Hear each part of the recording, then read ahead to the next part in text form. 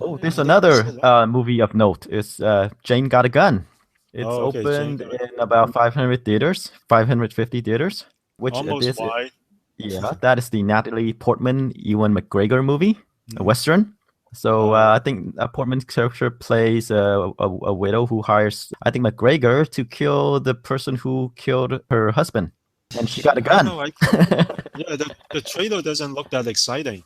Like Serena, this is a movie that has a trouble production. I think Uh, with it was supposed to star somebody else, and then that person left, and then they got McGregor in, or is it Joe yeah. Egerton? In any case, it was supposed to be released, I think, a year or two ago. It got Mm, delayed, and mm, oh yeah, and the director, it mm, was supposed to be this female director mm, who had creative differences and left before production began, and Gavin O'Connor came in, to work this thing out. He's the guy mm. who directed Warrior, but I'm not sure how much he can Uh, improve this movie. So I see a lot of shades of Serena in this movie. You know that movie oh, with interesting. Joe, Bradley Cooper yeah, and Jennifer Lawrence? yeah. Wow, Joe Egerton had a part in the writing too.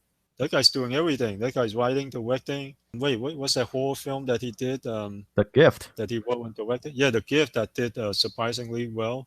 Maybe he had to fix the script. So, like I Yeah, say, right. that this movie And had he some did do trouble. the yeah, and he did do the Warrior with Gavin O'Connor. Yeah. But Gavin Oh, O'Connor came in way afterward. Like the movie was just about to begin a couple of weeks before that. oh. There was some. Joe Egerton probably talked him into it, I bet. Right, yeah, yeah. This is supposed to be some kind of female empowerment movie, and the trailer just seemed kind of lifeless.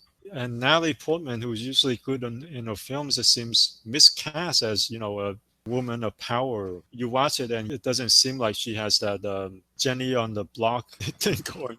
She doesn't. She's not J Lo. She doesn't seem like the action woman type. Yeah, if you have any complaints, you talk to Natalie Portman because she's a producer of this movie, and Uh, she probably cast herself. This is a movie that she want to do herself. I mean, she's charismatic in her own way, but this requires more of a presence. I mean, she has a presence when she's doing her Natalie Portman thing. She seems a little bit too fragile. Well, in Um, any case, right? It's a Western. Natalie Portman probably should mix, and they're only releasing it in about 500 theaters. yeah, Even it's probably one of those contract releases. yeah, what the talents involved, you expect a bigger push, especially with this Mm, White Side company behind them. I'm not expecting big things. I'm getting Serena vibes from this movie. It's a movie that they just want to throw out there and get it over right. with. It's a sunk cost. Yeah, right. And the two reviews that they have on Rotten Tomatoes so far, pretty bad.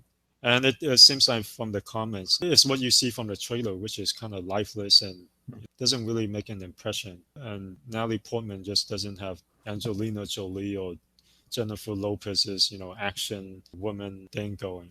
So I'm not expecting big things. If it Me made 1 neither. million, great. Yeah, 1 million, two Give it. million.